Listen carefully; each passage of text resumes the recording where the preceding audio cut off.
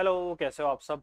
तो मैं विशाल शिकारा स्वागत करता हूं आपका मेंसुरेशन 3D में। जैसे कि आपको पता है, इसकी 2 क्लास आपकी हो चुकी हैं। ठीक है, बिल्कुल बेसिक क्लास थी और उसमें हमने क्वेश्चन टू क्वेश्चन हमने देखा था कि जैसे जैसे नया 3D फिगर आएगा उसके बारे में हम सब कुछ जानेंगे, फिर उस क्वेश्चन को हम करें। ठीक है, तो लगभग आपके जितने 3D फिगर है वो हो गए हैं। आपका क्यूब हो गया है, आपका क्यूबॉइड हो गया है, सिलेंडर हो गया है, स्फीयर हो गया, हेमिस्फीयर हो गया, कोन हो गया। ठीक है, ये सारे आपके हो चुके हैं।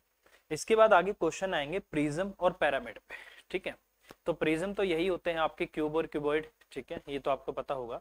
उसके बाद बारी आती है पिरामिड। पिरामिड बेसिकली कई टाइप के होते हैं, प्रिज्म भी आते हैं और भी कई टाइप के होते हैं, जिनका बेस इक्विलेटरल ट्रायंगल हो जाता है, जिनका बेस राइट एंगल ट्रायंगल हो जाता है, जिनका बेस आइसोस्केलेस ट्रायंगल हो जाता है, और जिनका बेस आपका स्केलेन ट्रायंगल हो जाता है। तो ऐसे भी आपके प्रिज्म होते हैं। ये तो ऐसे प्रिज्म आए थे जिसका बेस रेक्टेंगल था, जिसका बेस स्क्वायर था, जिसका बेस आपका सर्कल था। ठीक है, अब ऐसे पिरामिड भी आते हैं जिसका बेस आपके सभी ट्रायंगल होते हैं, equilateral, right angle, isosceles, scalar. ठीक है, सब आते हैं। और रेगुलर हेक्सागन भी हो जाता है। आई थिंक अभी आपका रेगुलर हेक्सागन नहीं आया, इसमें नहीं, वो आ गया होगा, 2D में आ गया वो आपका। ठीक है, बट ऐसा प्रिज्म आता है जिसका बेस रेगुलर हेक्सागन होता है, और एक ऐसा पैरामिड भी आता है जिसका बेस आपका रेगुलर हेक्सागन भी होता है। ठीक है, तो थोड़ा सा उसके बारे में भी हम बात करेंगे कि अगर उस पर क्वेश्चन आ जाए तो कैसे करें। ठीक है, तो चलिए शुरुआत करते हैं। इसमें 2 क्लास में आपके क्वेश्चन हो चुके हैं और ये बेसिक सारे इनके जो फॉर्मूलाज हैं और उनसे रिलेटेड जो जो उनकी टर्म्स होती हैं या जो जो उनकी प्रॉपर्टीज होती हैं 3D फिगर की, वो मैंने आपको बता दी थी। और जो क्वेश्चन हमने कल लास्ट किया था उससे हम आगे थोड़ा सा कंटिन्यू करेंगे अब इसको। ठीक है,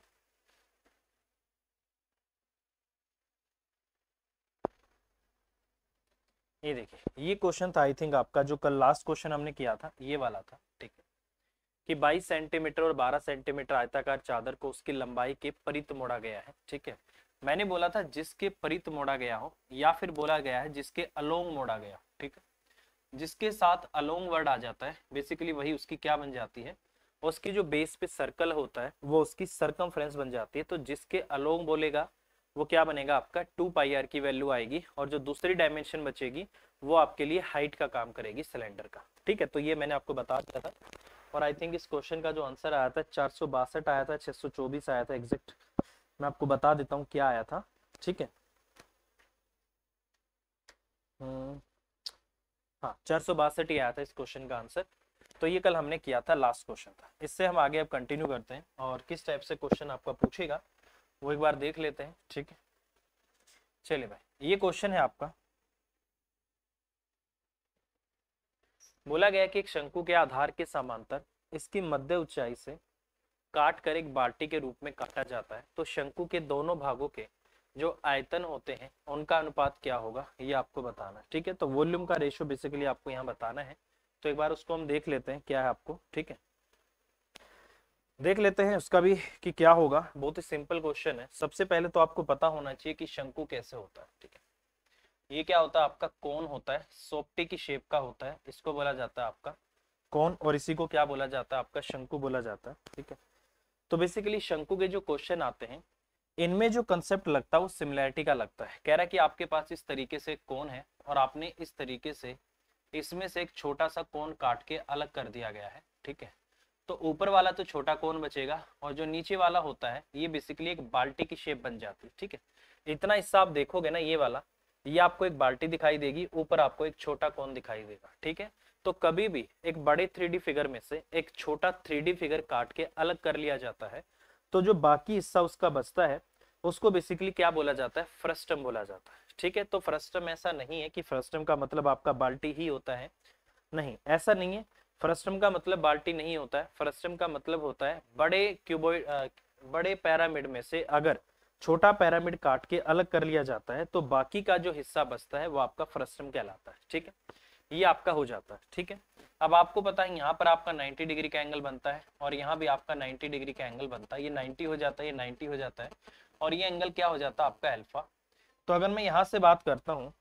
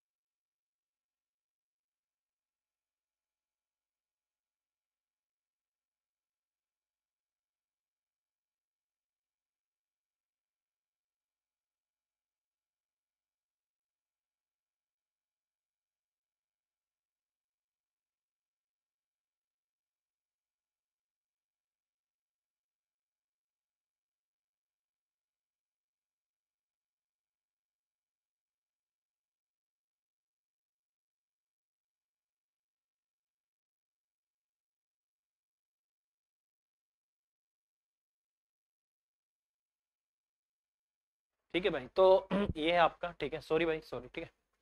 तो अब बेसिकली क्या होता है कि आपको पता होगा कि जब भी इस तरीके से दो ट्रायंगल आपके पास है और उनके दो एंगल आपस में बराबर हो जाते हैं, तो तीसरा यहाँ से ये 90 हो गया और ये 90 हो गया, ठीक है, और ये क्या हो गया आपका अल्फा हो गया, ठीक है। तो अगर मैं यहाँ से बात करता हूँ, ये आपका ए है, ये आपका बी है, और ये आपका सी है, ये आपका डी है, और ये आपका क्या है ई। ट्रायंगल ए बी सी और ट्रायंगल ए डी ई आपस में क्या हो जाते हैं, सिमिलर हो जाते हैं, क्योंकि इसमें भी 90 है, इसमें भी 90 है। अब दोनों में 90 आ गया और ये अल्फा जो है ये दोनों में कॉमन है। जब भी किन्हीं दो ट्रायंगल के अंदर अगर दो एंगल बराबर हो जाते हैं तो तीसरा अपने आप बराबर हो जाता है, ठीक है।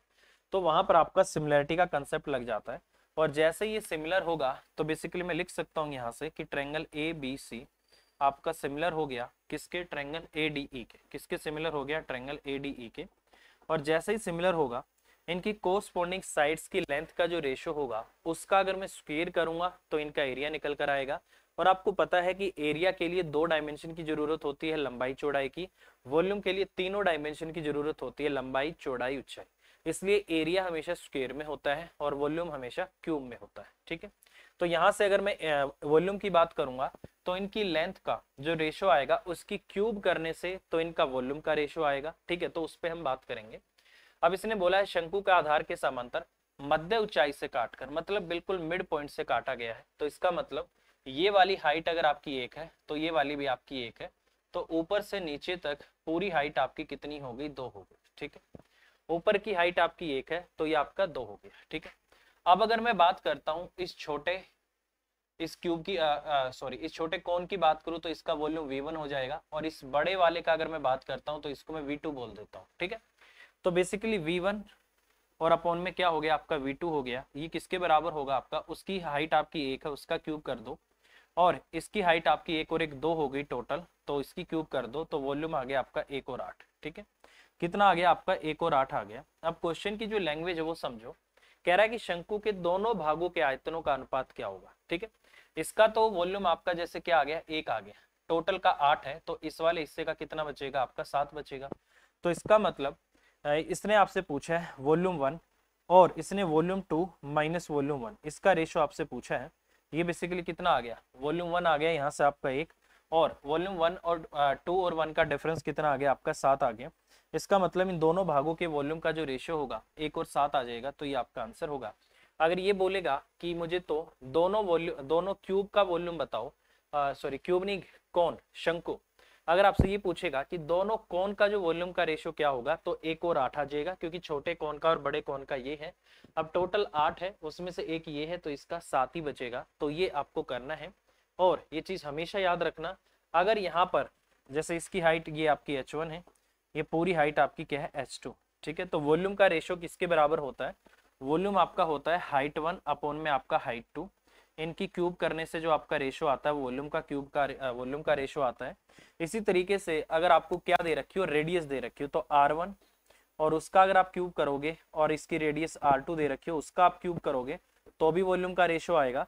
सपोज करो आपको स्लांट हाइट दे रखी है, तो L1 अपॉन में आपका L2, स्लांट हाइट का क्यूब करोगे तो भी इनके वॉल्यूम का रेशो आएगा। तो ये आपको कोन के केस में हमेशा याद रखना है कि अगर वॉल्यूम का रेशो निकालना है छोटे कोन का और बड़े कोन का, तो अगर आपको हाइट का रेशो पता हो उसका क्यूब कर दो, आपको रेडियस का रेशो पता हो उसका क्यूब कर दो, आपको इनकी स्लांट हाइट का पता हो तो उसका क्यूब कर दो, आपको उनके वॉल्यूम का रेशो पता लग जाएगा, ठीक है। तो ये कंसेप्ट आप हमेशा याद रखना।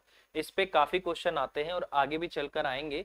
तो और हाँ, अगर आपको इस केस में न्यूमेरिकल वैल्यू भी दे दे, सपोज करो आपको ये बोल दे कि बड़े वाले का जो वॉल्यूम है आपका 512 है, तो इसका मतलब 8 की वैल्यू क्या है, 512 है, तो कितने गुना हो जाएगा आपका, 64 गुना, क्योंकि 8 की क्यूब 512 होती है, ठीक है। तो इसका मतलब 8 की वैल्यू 512 है तो 1 की 64 आ जाएगी, तो 1 का वॉल्यूम आपका 64 आ जाएगा। तो उस तरीके से भी आपसे एग्जैक्ट वैल्यू में भी आंसर पूछ सकता है। तब भी आपको क्या करना है, अपने हिसाब से डाटा के हिसाब से दोनों क्यूब के वॉल्यूम का रेशियो निकाल लेना है, फिर जिसकी भी न्यूमेरिकल वैल्यू दे रखी है उसको उसके कंपेयर कर दो, वहां से 1 यूनिट की वैल्यू निकाल के भी क्वेश्चन किया जाएगा, ठीक है। तो इस तरीके के क्वेश्चन बहुत आते हैं पेपर में, तो इसको आप समझ लो, ये आपका आंसर आएगा, ठीक है। और रीजन क्या है, सिमिलैरिटी सिमिलैरिटी सिमिलैरिटी। सिमिलैरिटी एक ऐसा कंसेप्ट है जो ज्योमेट्री और मेंसुरेशन दोनों में आपका लगता है, और मेंसुरेशन में 2D में भी लगता है और 3D में भी लगता है, ठीक है। चलिए नेक्स्ट।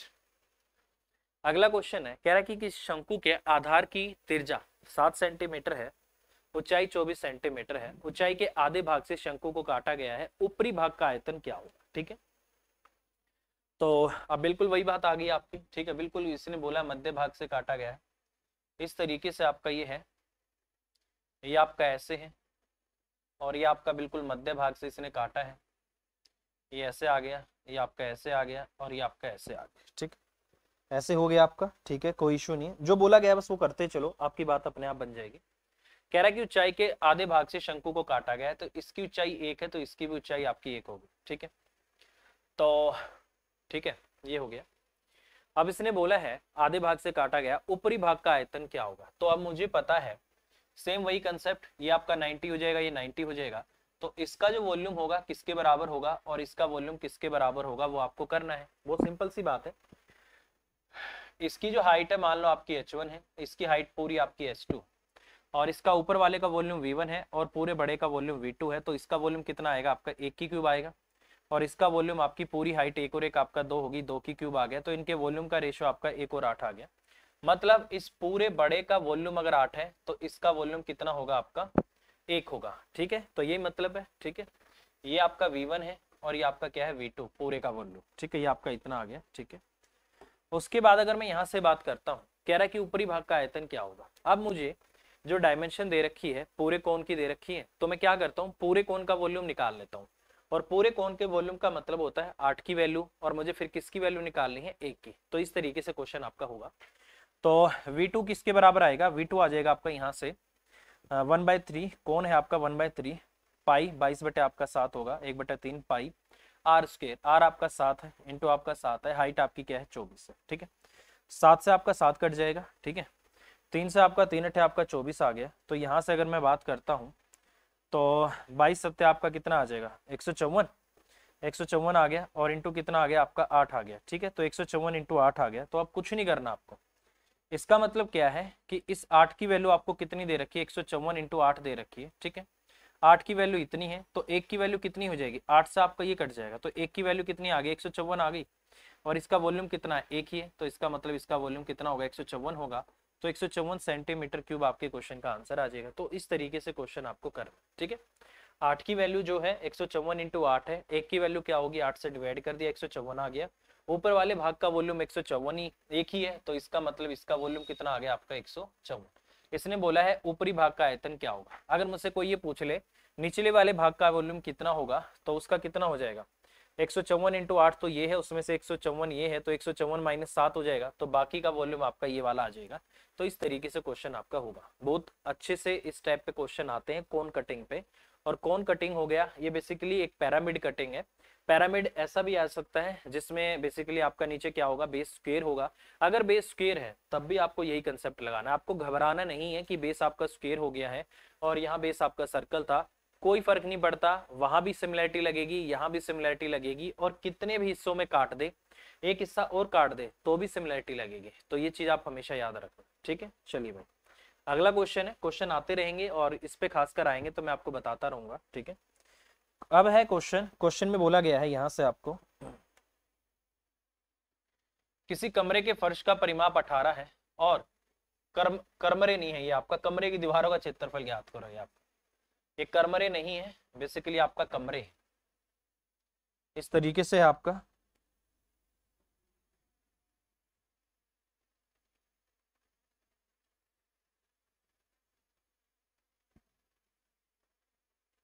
ठीक है, इस तरीके से आपका ही है, और क्या क्या डाटा इसको दे रखा वो देख लो। किसी कमरे के फर्श का जो परिमाप है आपका 18 मीटर है। देखो आपको पता है कि ये आपका ए है, ये बी है, और ये आपका सी है, और ये आपका क्या है डी।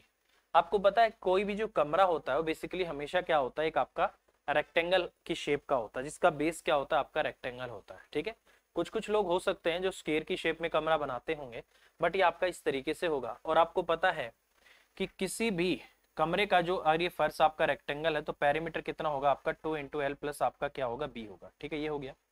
कह रहा है कि कमरे की दीवारों का क्षेत्रफल ज्ञात करो यदि कमरे की ऊंचाई क्या है आपकी 3 है। ठीक है, अच्छा मैंने आपको क्या बताया था कि एरिया ऑफ 4 वॉल क्या होता है, एरिया ऑफ 4 वॉल्स मतलब चारों दीवारों का अगर आपको एरिया निकालना हो किसके बराबर होता है 2 इंटू में आपका एल प्लस बी और इंटू में क्या होता है आपका हाइट होता है। किसी भी कमरे की चारों दीवारों का क्षेत्रफल आपका क्या होता है, मैंने आपको ये बात बता रखी है ना। ये बेसिकली आपका एक प्रिज्म है और प्रिज्म का जो कर्व सरफेस एरिया होता है, मतलब इसके चारों ओर का, और चारों ओर इसकी चारों दीवारें आ गई, और किसी भी किसी भी प्रिज्म का कर्व सरफेस एरिया क्या होता है, पेरीमीटर ऑफ बेस, जो कि आपका रेक्टेंगल है, रेक्टेंगल का पैरामीटर क्या होता है 2 × 12 + b, parameter of base into height of prism, तो इसकी ये हो गई आपका। तो ये बेसिकली प्रिज्म वाला ही फॉर्मूला आपको याद रखना है और आपको लगा देना है। अलग से हर एक प्रिज्म पैरामिड का फॉर्मूला आपको याद करने की जरूरत नहीं है। वही तीनों फॉर्मूला जो प्रिज्म के हैं हर प्रिज्म में लगेंगे, वही तीनों फॉर्मूला जो पैरामिड के हैं हर पैरामिड में लगेंगे, ठीक है। अब जैसे इसकी अगर मैं बात करता हूँ, इसने खुद ही बोला हुआ है कि इसका परिमाप 18 है और ऊंचाई आपकी 3 है। इसकी वैल्यू 18 दे ही रखी है, हाइट आपको 3 दे रखी है, तो 18 3 आपका 54 हो गया। तो इसका मतलब क्या हो गया आपका 54 मीटर स्क्वायर, ये आपके क्वेश्चन का आंसर आ जाएगा, ठीक है भाई। तो इस तरीके से आपको करना है, सिंपल है, मेरे हिसाब से समझ आ गया होगा। नहीं आएगा तो कोई दिक्कत नहीं, आप पूछते रहो, मैं आपको बताता रहूँ, ठीक है। उसके बाद बोला गया है कि किसी घनाभ के सम्मुख पृष्ठीय क्षेत्रफल एक्स वाई और आपके क्या है जेड है, ठीक है। देखो यार समझना इस चीज को, ये बहुत अच्छा क्वेश्चन है और बहुत आता है पेपर में, ये पेपर में बहुत आता है, ठीक है।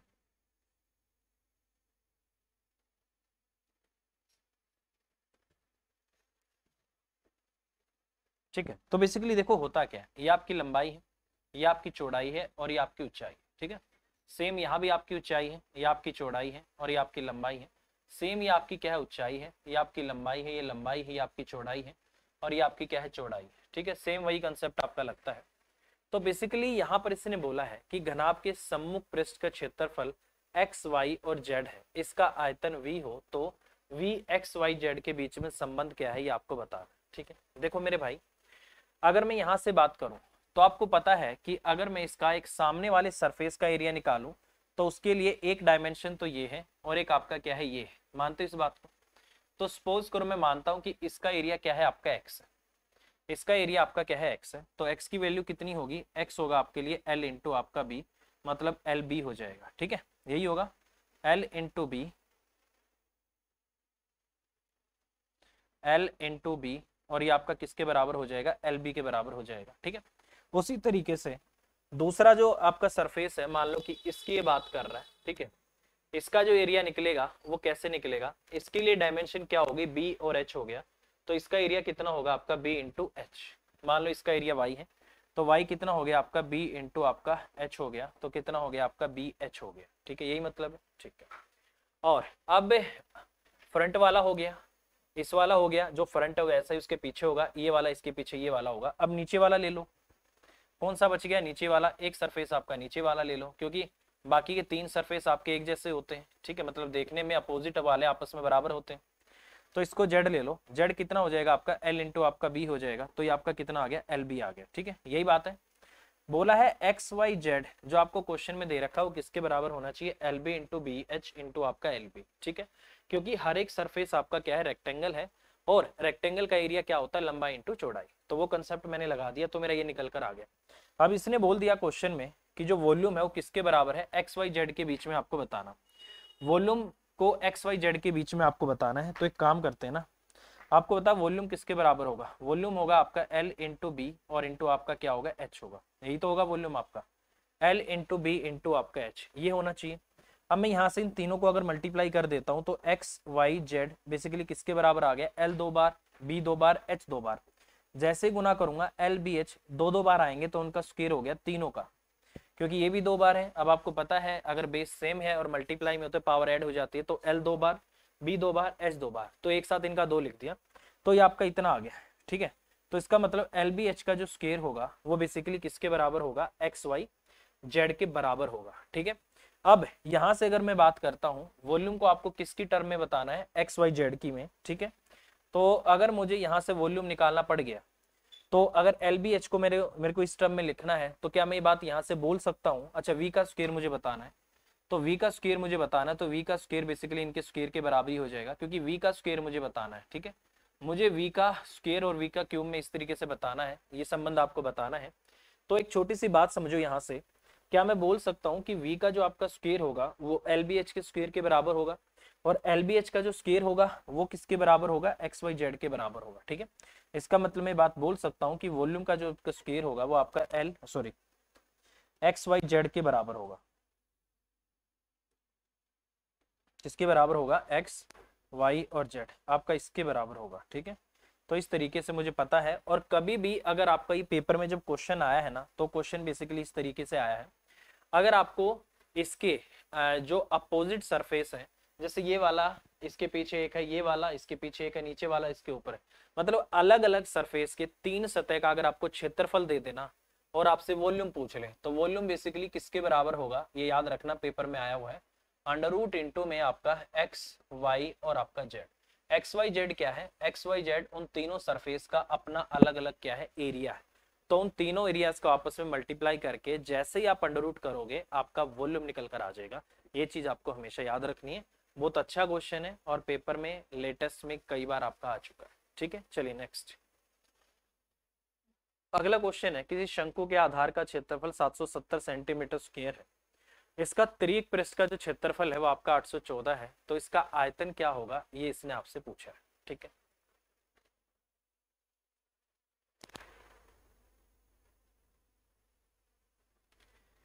चलो भाई करते हैं। सबसे पहले तो आपको पता होगा कि शंकु कैसे होता है, इस तरीके से, और शंकु का जो आधार होता है वो क्या होता है, सर्कल होता है। इसका मतलब आपको सर्कल का एरिया दे रखा है भाई, ये इसकी रेडियस होती है, इसकी हाइट होती है और ये इसकी स्लांट हाइट होती है, और ये एंगल आपका 90 डिग्री का होता है।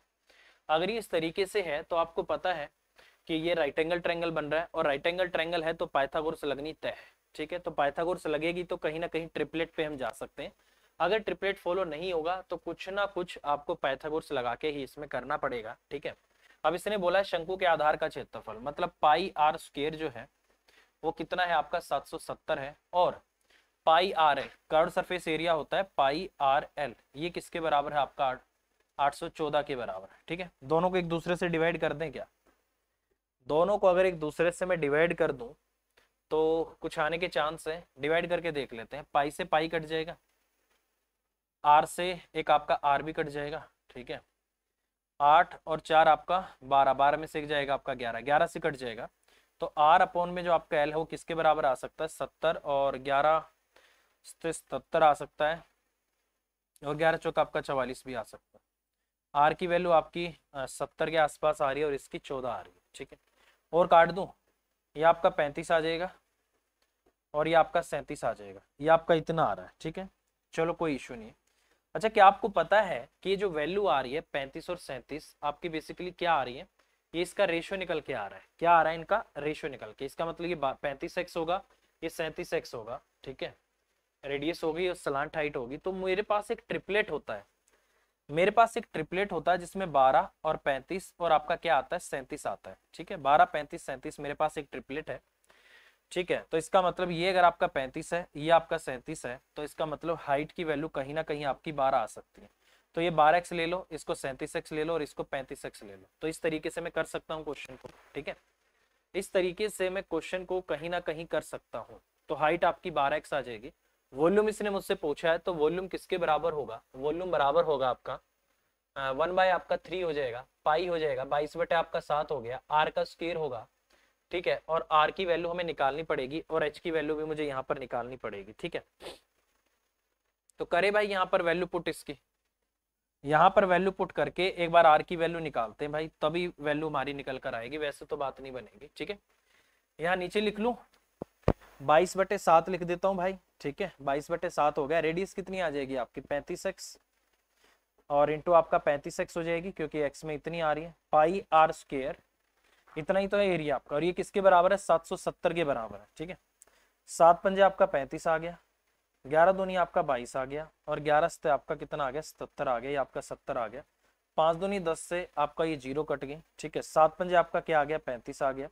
एक्स के स्क्वायर की जो वैल्यू आ गई वो बेसिकली कितनी आ गई, यहाँ से आपका 1/5 आ गई, तो एक्स की वैल्यू कितनी आ गई आपकी 1 अपॉन में आपका रूट, सॉरी 1/5 आ गई ना, 1/5, तो 1 अपॉन आपका क्या आ गई, √5 आ गई, तो x की वैल्यू क्या होगी आपकी 1 अपॉन में √5। ठीक है, ये आपका इतना आ गया। ठीक है, कोई इश्यू नहीं। इसका मतलब रेडियस कितनी होगी 35/√5, स्लांट हाइट कितनी होगी 37/√5, और हाइट कितनी होगी 12/√5, क्योंकि x है ना सब में 12, 35, 37 ट्रिपलेट फॉलो कर रहा है। x की वैल्यू आ गई, ये 12x है, वो 35x है, और ये आपका 37x है। ठीक है, चलो कोई बात नहीं। 1/3 पाई आर स्क्वायर, आर कितना आ गया आपका 35/√5, 35 बटे आपका √5 और इंटू आ जाएगा आपका 35 और बटे आपका √5 पाई 1/3 पाई आर स्क्वायर। और हाइट कितनी है आपकी 12/√5, तो ये नीचे आपका कितना आ गया √5 आ गया, तो ये हो गया आपका इतना। ठीक है, अब अगर इसको मैं यहाँ से काटता हूँ तो 3 चौक आपका ये 12 पे भी चला जाएगा, कितना आ गया आपका 3 चौक 12 आ गया। ठीक है, 7 पंजे आपका क्या है 35 आ गया, 5 से ये वाला आपका कट गया। ठीक है, इसके बाद अगर मैं बात करता हूं तो ऊपर आपका कितना आ गया 4 पंजे 20, 0 और 4 3 12 और 2 14, 140 और इंटू आपका 22 आ गया, और नीचे अपने पास कितना आ गया √5 भी आ गया। तो काफी बड़ी वैल्यू आ रही है जो कि मुझे गड़बड़ लग रही है इसमें। ठीक है, इन्होंने जो आंसर दे रखा है, हमने क्वेश्चन में कहीं कोई मिस्टेक नहीं की है, क्वेश्चन जो है बिल्कुल आपका सही है, ऐसे ही आपको करना है। ठीक है, और कुछ काटने में गड़बड़ है क्या कहीं पे, नीचे √5 है क्या, √5 किसी में नहीं है। एक काम करो फिर इसको छोटा करो यार, ऑप्शन में कहीं भी नीचे √5 आपको नहीं दे रखा है, तो आप क्वेश्चन के हिसाब से हमें चलना पड़ेगा। देखो क्वेश्चन अच्छा है, फिर कह रहा हूँ ट्रिपलेट के बिना करोगे तो क्वेश्चन बहुत लेंथी होगा, ट्रिपलेट की हेल्प से करोगे तो ही कुछ मदद मिलेगी आपको। ठीक है, तो ये कह रहा है कि √5 मुझे नहीं चाहिए, तो एक काम करो ऊपर नीचे √5 से मल्टीप्लाई करके इसको क्या कर दो रैशनलाइजेशन, हर का परिमेय। ठीक है, यहाँ से अगर मैं करूंगा 5 से काट दूं,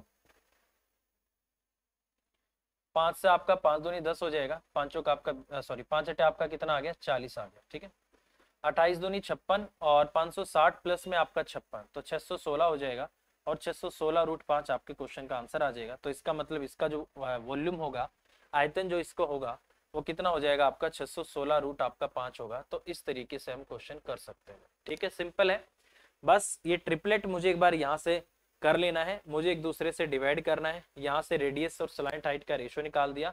स्लांट हाइट पाइथागोरस में किसका काम करती है, हाइपोटेन्यूज का।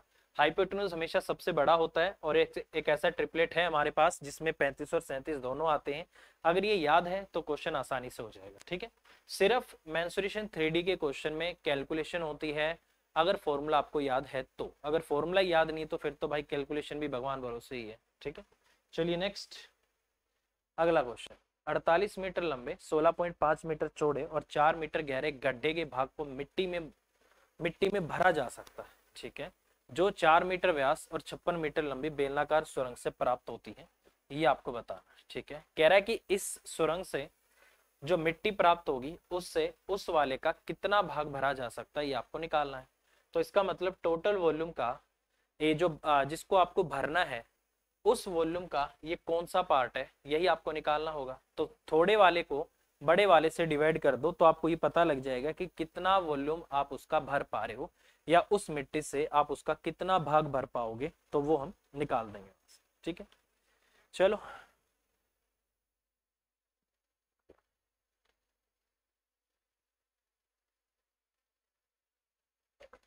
ठीक है,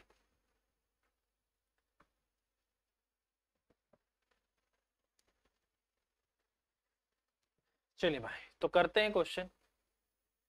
तो सबसे पहली बात, मिट्टी कहाँ से निकालोगे, सिलेंडर से। बेलनाकार सुरंग है, सुरंग आपका क्या है बेलन हो गया, उसका वॉल्यूम कितना होगा आपका पाई आर स्क्वायर, आर कितना है आपका रेडियस इसकी 2 हो जाएगी, व्यास है उसका 2 पाई आर स्क्वायर, और किसको भरना है पाई आर स्क्वायर इंटू आपका एच, ये आपका 56 हो गया। ठीक है, पाई आर स्क्वायर आपका एच हो गया, इस वाले से बड़े वाले वॉल्यूम को डिवाइड कर दो तो आपको पता लग जाएगा कि ये उसका कितना भाग भर पाएगा। ठीक है, उसका वॉल्यूम कितना होगा, metre metre metre metre metre, सब मीटर में कोई इश्यू नहीं है। इस टाइप के क्वेश्चन में जो सबसे जरूरी बात है ना जो आपको याद रखनी है, वो ये याद रखना कि भाई कहीं इसमें गड़बड़ ना कर दे। आपका 165/10 हो गया और इंटू आपका 4 हो गया। ठीक है, यहाँ से इसकी वैल्यू को 22/7 लिख ही देते हैं, इसकी वाली वैल्यू को 22/7 लिख ही देते हैं, क्योंकि कहीं तो पाई तो कहीं आना ही नहीं है। ठीक है, तो आपका इतना हो गया पाई आर स्क्वायर एच हो गया आपका। ठीक है, काट दे भाई, कितना भाग भरा जाएगा वो निकल कर आ जाएगा यहाँ से,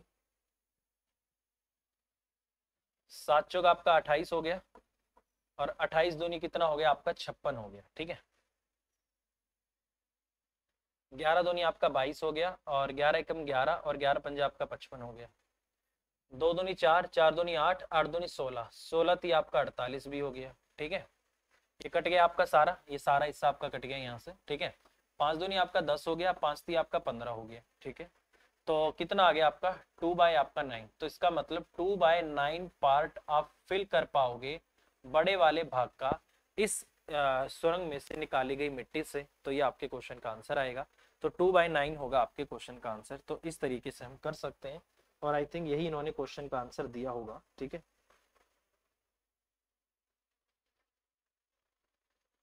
आगे चलते हैं भाई, आगे है शायद कहीं क्वेश्चन। हाँ, 2/9 ही दिया हुआ बी। तो यही आपके क्वेश्चन का आंसर आ जाएगा। तो इस टाइप के क्वेश्चन से आपको हमेशा ये करना है। और सबसे जरूरी बात, जब भी मेल्ट किया गया हो, ये किया गया हो, वो किया गया हो, पिघलाया गया हो, ठीक है, तो हमेशा उस केस में क्या होता है, वॉल्यूम को इक्वेट करना होता है। ठीक है, यहाँ पर जिसको भरना है उसके उस वॉल्यूम को जितने कम वाला है उससे करना है, क्योंकि हमें बस ये निकालना है कि ये वॉल्यूम इसका कितना भाग है, ये इसका कितना भाग भर सकता है। तो ये आपको करना है। ठीक है, नेक्स्ट अगला क्वेश्चन है, किसी शंकुआकार टेंट के आधार का व्यास 19.2 मीटर है। अब आपको पता है शंकु का जो आधार होता है वो क्या होता है, आपका एक सर्कल होता है। ठीक है, क्या होता है, सर्कल। तो सर्कल का व्यास आपको ये दे रखा है, इसकी हाइट भी आपको दे रखी है। इस प्रकार का टैंक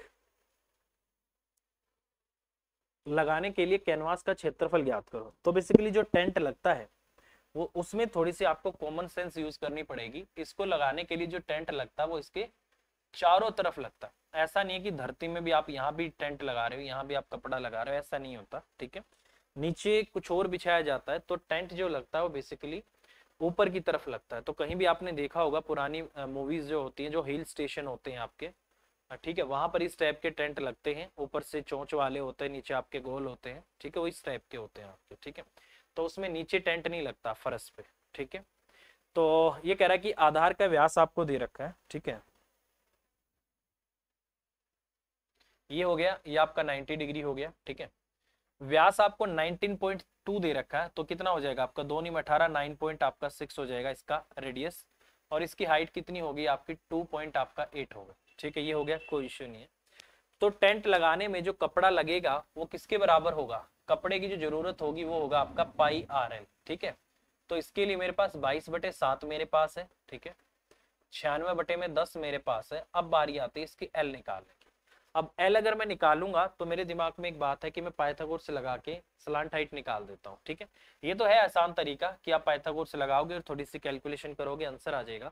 बट मैं फिर कह रहा हूँ, जहां भी पाइथागोरस लगती होगी तो वहां पर आपको कोशिश करनी है कि कहीं ना कहीं ट्रिपलेट आपका जरूर लगेगा। तो ट्रिपलेट अगर मैं निकालना चाहता हूँ, जैसे इसको मैं मान लेता हूँ 28 और इसको मैं मानू 96, तो 4 से आपका 28 हो जाएगा, 24 चौके आपका 96 हो जाएगा। ठीक है, तो ये इसका 4 गुना है और इसका भी 4 गुना है। तो आपको पता होगा ट्रिपलेट होता है आपका 7, 24, 25, तो इसका भी 4 गुना कितना होगा आपका 100 होगा। ठीक है, कितना होगा आपका 100 आ जाएगा। तो मेरे पास ट्रिपलेट आ गया 28, 96 और आपका 100।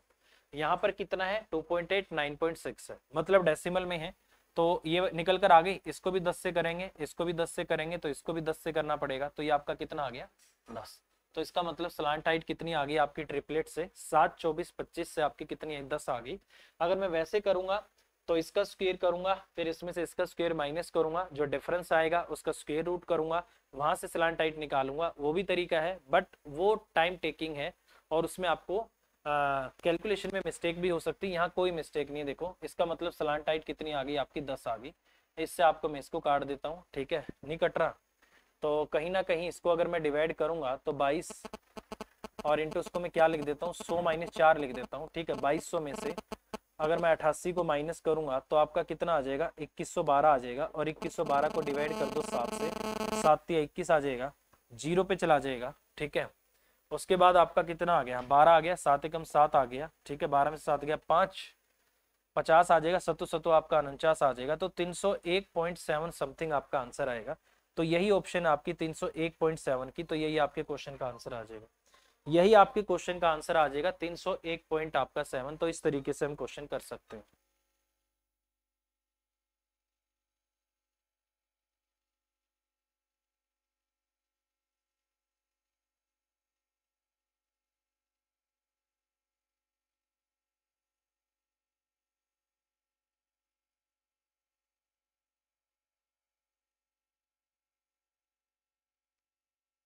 तो ये आपके क्वेश्चन का आंसर हो जाएगा, और इन्होंने भी क्वेश्चन का आंसर क्या दिया हुआ है, सी ही दिया हुआ है, तो ये आंसर आ जाएगा। ठीक है, तो इस तरीके से जब भी कौन वाले क्वेश्चन आएंगे तो कोशिश करना 3 4 5 5 12 13 7 24 25 8 15 17 9 40 41 11 60 61 12 35 37 13 84 85 11 60 61 और 20 21 29, तो ये सारे ट्रिपलेट वो होते हैं जो बार बार रिपीट होते हैं।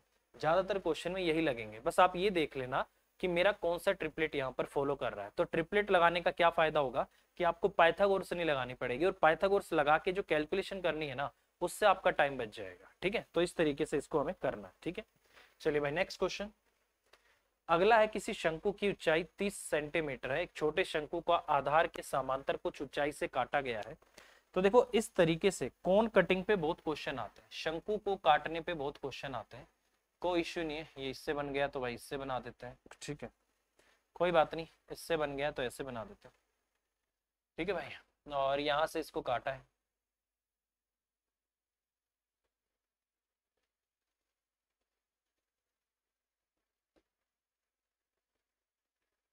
ये आपका ऐसे। ठीक है, अब अगर मैं इस क्वेश्चन की बात करता हूँ, कह रहा है कि इसकी टोटल ऊंचाई कितनी है, 30 है।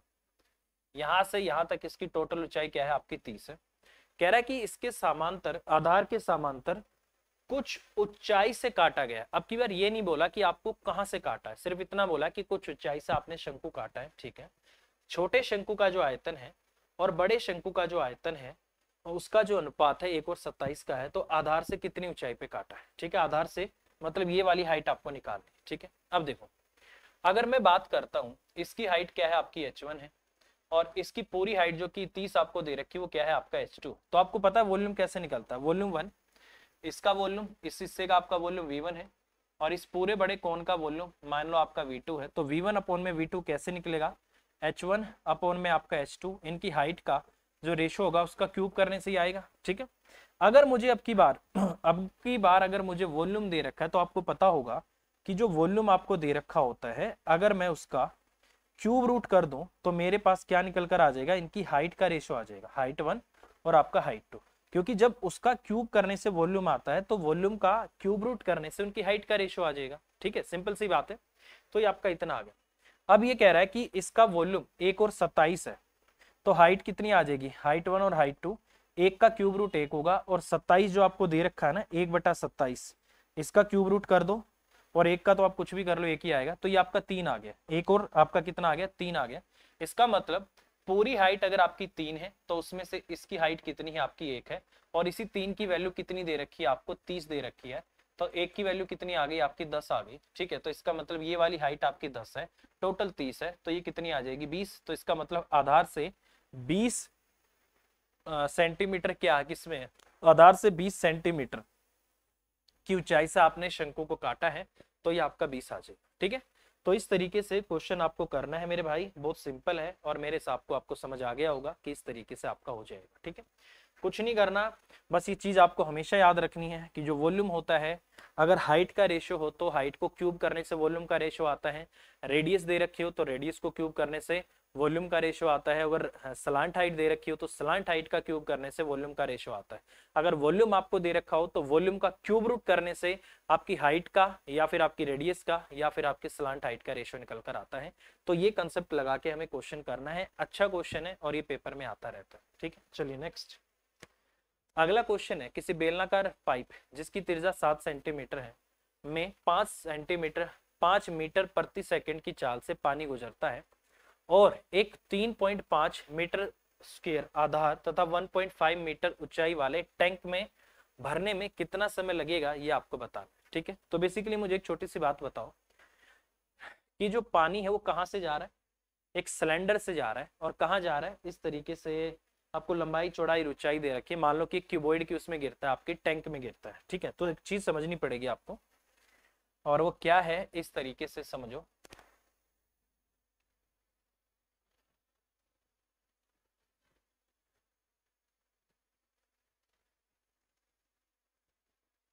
इस तरीके से है आपका, ठीक है, और एक टैंक से आपका पानी गिर रहा है, और टैंक कुछ इस तरीके से सपोज करो ऐसे, सॉरी, एक सिलेंडर की जो बोतल है ना, पाइप है, उससे गिर रहा है। ठीक है, इस तरीके से ये पानी इसके अंदर गिर रहा है आपका। ठीक है, ऐसे इसके अंदर गिर रहा है और इसको भर रहा है। ठीक है, तो यहां से क्या मैं एक बात समझ सकता हूं कि जो पानी का जो वॉल्यूम होगा, जो इसके अंदर पानी आया है, वो पानी का जो वॉल्यूम होगा वो सिलेंडर के द्वारा आए गए पानी के वॉल्यूम के बराबर होगा। क्योंकि एक बर्तन के अंदर जितना सामान या जितना लिक्विड आप डाल सकते हो उसका क्या कहलाता है, वॉल्यूम कहलाता है। तो इस सिलेंडर से इसके अंदर जितना पानी गया होगा वो वॉल्यूम दोनों आपस में क्या रहेंगे, बराबर रहेंगे। ठीक है, क्योंकि उतना ही पानी सिलेंडर वाले पाइप से इसके अंदर डला होगा। ठीक है, अब मुझे एक छोटी सी बात बताओ, अगर मुझे ये पता लग जाए यहां से यहां तक, सपोज करो कि जितना सारा पानी इसके अंदर आया है, अगर मैं उसको पाइप के अंदर वापस डालूं तो वो इतने पाइप के अंदर समा जाएगा। ठीक है, मतलब इतना ही पानी है कि इतने पाइप में आ जाएगा। ठीक है, तो इसका मतलब ये जो सिलेंडर होगा इसका जो वॉल्यूम होगा इसके वॉल्यूम के बराबर अगर मैं करूंगा, तो मुझे एक छोटी सी बात बताना, यहां से इस पानी ने यहां से लेकर यहां तक जो टोटल डिस्टेंस कवर किया होगा, क्या वही सिलेंडर के लिए हाइट का काम करेगी? तो बेसिकली यहाँ पर जो हाइट का काम करती है वो कौन होती है, वो होती है आपका स्पीड इनटू में आपका टाइम। मतलब उस पानी ने, टोटल सारे पानी ने जो डिस्टेंस कवर किया है वही यहाँ पर आपके लिए हाइट का काम करती है। ठीक है, क्योंकि इस पानी ने यहाँ से यहाँ तक अगर मैं निकालूं तो कितना पानी गया होगा आपका, उसकी स्पीड को टाइम से गुना कर दो तो जितनी देर वो चला वो पानी आ गया होगा। ठीक है, तो हाइट वॉल्यूम के केस में किसका काम करती है, डिस्टेंस का। तो कभी भी ऐसा क्वेश्चन आ जाए, कैसा भी पाइप हो, सर्कल फेस पाइप हो, कई बार रेक्टेंगल फेस का आपको पाइप दे देगा, कई बार स्क्वायर फेस का आपको पाइप दे देगा, चाहे कैसा भी पाइप क्यों ना दिया गया हो, उसमें जो हाइट होती है वो बेसिकली क्या होती है, डिस्टेंस होती है, उसके द्वारा कवर किया गया डिस्टेंस। ठीक है, तो सिलेंडर से कितना पानी गया होगा आपका, पाई आर स्क्वायर, रेडियस कितनी दे रखी है आपको 7, pi r square into height. Height क्या होती है यहाँ पर, स्पीड इंटू टाइम। अब इसने बोला है 5 मीटर प्रति सेकंड, तो यहाँ पर इसको 7/100 कर दो और इसको 7/100 कर दो। सेंटीमीटर में है ना, वहां पे सेंटीमीटर, मीटर, मीटर और मीटर है आपका। ठीक है, ये बेसिकली रेडियस आपको क्या दे रखी है, सेंटीमीटर में दे रखी है। तो ये चीज जरूर ध्यान रखना इस टाइप के क्वेश्चन में, मेंसुरेशन 3D में खासकर, कि यूनिट जो होनी चाहिए सेम होनी चाहिए। मीटर में है तो सब मीटर में होना चाहिए, सेंटीमीटर में है तो सब आपका सेंटीमीटर में होना चाहिए। तो इसको 100 सेंटीमीटर में 1 मीटर होता है, तो इसको 100 से डिवाइड करके मीटर में चेंज कर दिया। और ये 5 क्या आ गया, 5 मीटर प्रति सेकंड। टाइम को मैं मान लेता हूँ टी सेकंड, क्या मान लेता हूँ, टी सेकंड, क्योंकि स्पीड आपकी किस में दे रखी है, मीटर प्रति सेकंड में। तो यहाँ पर जो टाइम आएगा वो आपका सेकंड में आएगा, मैंने मान लिया इतना टाइम। तो क्या हो गया आपका, यहाँ से area of base into height. Height क्या होता है यहाँ पर, स्पीड इंटू टाइम। तो ये चीज आपको हमेशा याद रखनी। तो ये आपका इतना आ गया। तो ये सिलेंडर से निकाले गए पानी का जो वॉल्यूम होगा इसके वॉल्यूम के बराबर होगा। जैसे इसने बोल दिया ये 3 है तो ये 5 है, डायरेक्ट इसने आपको 3 और 5 करके दे दिया। और ये 1.54 है, तो इसको मैं क्या लिख सकता हूँ, यहाँ से 154 और बटे में 100 ऐसे में लिख सकता हूँ। ठीक है भाई, तो दोनों तरफ से लंबाई इंटू चौड़ाई इंटू ऊंचाई, वही क्यूबॉइड बन गया। दोनों तरफ से वॉल्यूम को इक्वेट कर दिया, बस जो आपका आंसर आएगा वो सेकंड में आएगा। क्वेश्चन मिनट में, आंसर जो है मिनट में है तो 60 से डिवाइड कर देंगे, क्योंकि 1 मिनट में आप, सॉरी 1 मिनट में 60 सेकंड होती है आपकी। ठीक है, तो यहां से बात करूं, इस 100 से इस 100 को काट दो। ठीक है, इस 500 इस 5 को काट दो। ठीक है, इसको कुछ नहीं है तो इसको 22/7 लिख ही लो भाई, इसको 22/7 लिख ही लो। इस 7 से इस 7 को काट दो। ठीक है, इस 7 से 7 दूनी 14, 7 दूनी 14 काट दो, 22 से 22 भी काट दो। ठीक है, बचा कितना आपका, तो नीचे तो आपका 100 और 3 आपका 300 आ गया। तो टाइम कितना आ गया आपका, 300 सेकंड। ठीक है, इसका मतलब कितना टाइम लगेगा इसको इतनी देर में, 300 सेकंड्स, 300 सेकंड्स। अगर ये मिनट में बात कर रहा है तो 1 मिनट में आपकी 60 सेकंड होती है, तो 300 को डिवाइड कर दो किससे, 60 से। 6 पंजे आपका कितना हो गया, 30 हो गया। इसका मतलब टाइम मिनट में अगर मेरे से पूछा जाएगा तो 5 मिनट आपका आंसर आ जाएगा। तो ये आपके क्वेश्चन का आंसर होगा। तो इस तरीके से क्वेश्चन आपको करना है, बहुत सिंपल है।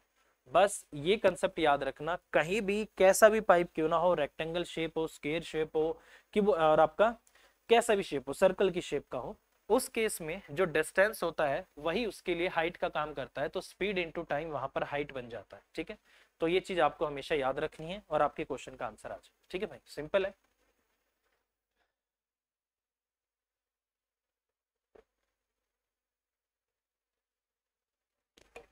चलिए भाई अगले क्वेश्चन में चलते हैं।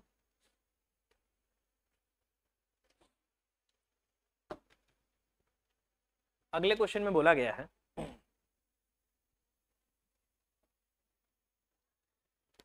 ये कह रहा है कि h ऊंचाई और a जो है अर्ध शीर्ष कोण वाले शंकु के तिर्यक भाग का क्षेत्रफल s है। तो s का मान क्या है ये आपसे पूछा है, मतलब आपसे जो कर्व सरफेस का एरिया है वो आपसे पूछा, बस इस टर्म में आपसे पूछा है, ठीक है। अच्छा क्वेश्चन है, पेपर में जब पहली बार आया था तो काफी बच्चे कंफ्यूज हो गए थे कि है क्या, बट अगर एक बार कर लिया तो उसके बाद फिर आपको टेंशन नहीं रहेगी, क्योंकि बहुत सिंपल हो जाएगा क्वेश्चन आपका। बस एक बार समझने की दिक्कत है कि ये बोल क्या रहा है और अप्रोच क्या लगानी है, एक बार वो समझ में आ गई तो क्वेश्चन में कुछ नहीं, ठीक है। देखो ये आर होता है, ये आपका हाइट होती है, ये आपका एल होता है, और इसने अर्ध ये एंगल आपको दे रखा है, जो कि जिस तरीके से इसने बोला है अल्फा मान लो, ये आपका अल्फा है, ठीक है। कह रहा है कि इसका कर्व सरफेस का एरिया बताओ। अब आपको पता है एस किसके बराबर होगा, पाई आर और आपका एल होगा, क्योंकि कर्व सरफेस एरिया होता है आपका पाई आर एल, ठीक है।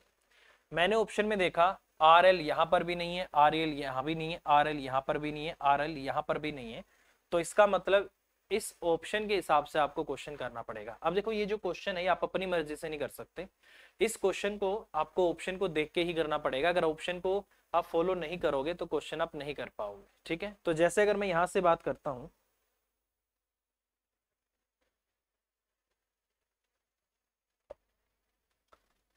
तो अब आपको क्या करना पड़ेगा, यहां पर रेडियस देखो आपको हाइट दिख रही है बार बार, एच का स्क्वायर एच का स्क्वायर एच का स्क्वायर एच का स्क्वायर। इसका मतलब क्या है, स्लांट हाइट को भी आपको एच की टर्म में लेकर जाना होगा और रेडियस को भी आपको एच की टर्म में लेकर जाना होगा, क्योंकि कहीं पर भी आपको ना तो आर दिख रहा है ना ही एल दिख रहा है, दोनों की जगह पे आपको एच जरूर दिख रहा है, ठीक है।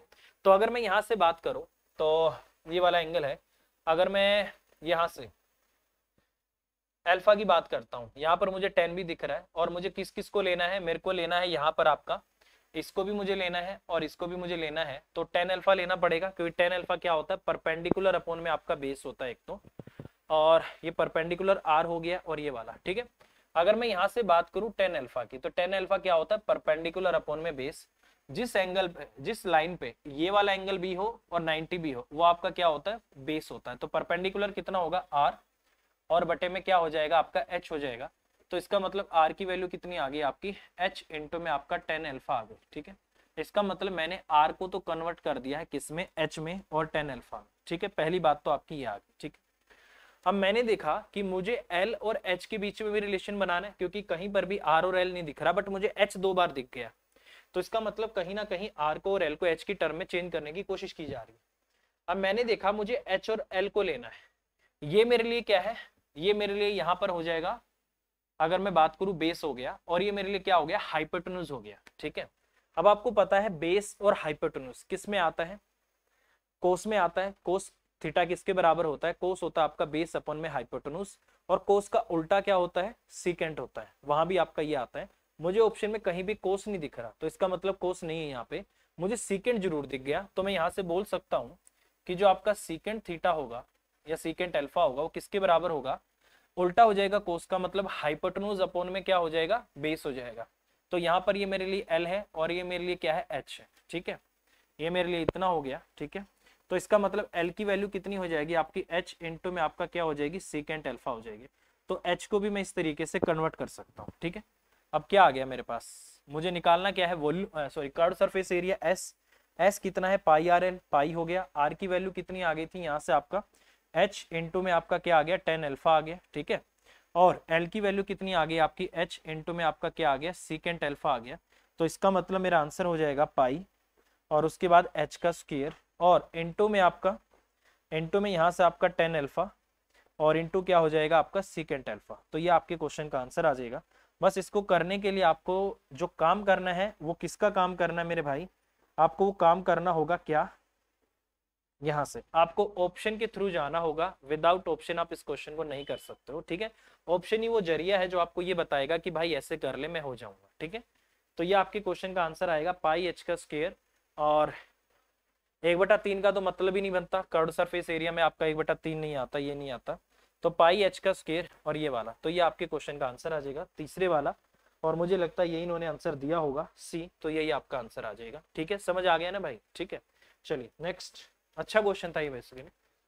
कह रहा है शंकु की ऊंचाई और त्रिज्या जो है 12 और 6 सेंटीमीटर है, शंकु के आधार से 3 सेंटीमीटर ऊंचाई पर कटे भाग की त्रिज्या ज्ञात करो क्या होगी ये आपको बताना है, ठीक है। तो वही सिमिलैरिटी, शंकु को काटना है तो हमेशा याद रखना कि 99% अगर आप किसी पैरामिड को काटते हो तो उसमें 99% क्या लगानी है, सिमिलैरिटी, समरूपता आपको लगानी है। अब जैसे इसकी मैं बात करता हूं, इसकी अगर मैं यहां से बात करता हूं, ये आपका ऐसे आ गया, ठीक है, ये आपका यहाँ से ऐसे आ गया, ठीक है, कट लगा दो भाई, कोई इश्यू नहीं है, ठीक है। इसको यहाँ मिला दो ऐसे, इसको ऐसे मिला दो, ये आपका 90 डिग्री हो गया। इसको ऐसे मिला दो, ये आपका 90 डिग्री हो गया, ठीक है। ये आपका ए हो गया, ये आपका बी हो गया, ये आपका सी हो गया, ये आपका डी हो गया, ये आपका ई आ गया, ठीक है। कह रहा है कि किसी शंकु की ऊंचाई 12 है और त्रिज्या 6 सेंटीमीटर है। इसका मतलब ये रेडियस आपकी क्या है, 6 है, और यहाँ से यहाँ तक ये पूरी हाइट आपकी कितनी है, 12 है, ठीक है, ये 12 हो गई, ठीक है। शंकु के आधार से 3 सेंटीमीटर ऊंचाई पर कटे भाग की त्रिज्या, शंकु के आधार से, ये इसका आधार है, इससे 3 सेंटीमीटर, ये 3 है तो इसका मतलब ये 9 हो जाएगा, ठीक है, 9 3 आपका 12 हो गया।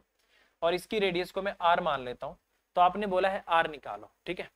क्या मैं यहां से एक बात बोल सकता हूं कि ट्रायंगल ए बी सी आपका सिमिलर हो जाएगा ट्रायंगल ए डी ई के, और जैसे ही सिमिलर होगा क्या मैं बात बोल सकता हूं कि उसकी रेडियस का जो रेशियो रहेगा, क्योंकि संगत भुजाओं की लंबाई का जो रेशियो होता है वो बेसिकली क्या होता है, आपस में बराबर होता है। अब छोटे वाले में अल्फा के सामने आपकी रेडियस है, तो बड़े वाले में उसी अल्फा के सामने आपका क्या है, 6 है।